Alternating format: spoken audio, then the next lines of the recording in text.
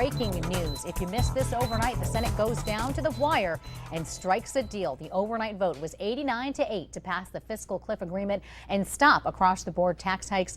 Fox News correspondent Patty Ann Brown has more.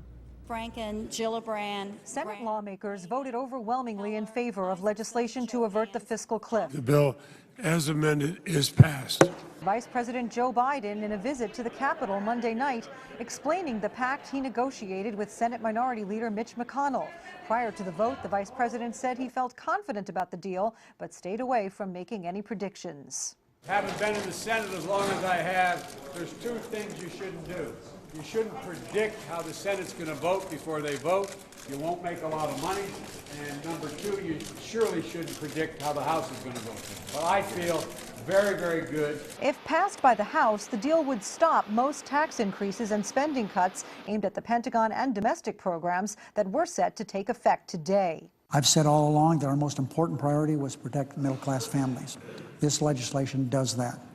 Middle-class families will wake up today to the assurance that their taxes won't go up. Democratic Senator Tom Harkins suggested the legislation missed the mark. It does not address the number one priority, creating good middle-class jobs now. Secondly, this proposal does not generate the revenue necessary for the country to meet its needs.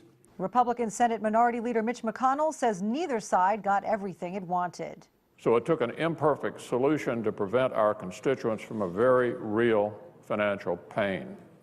But in my view, it was worth the effort.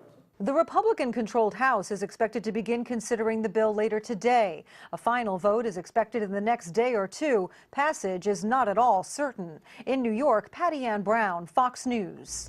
And House Speaker John Boehner says he and his team need to review the agreement before deciding to schedule a vote on the measure or try to change it. House GOP leaders released a joint statement late Monday promising to keep their commitment to act on the measure if it passes the Senate.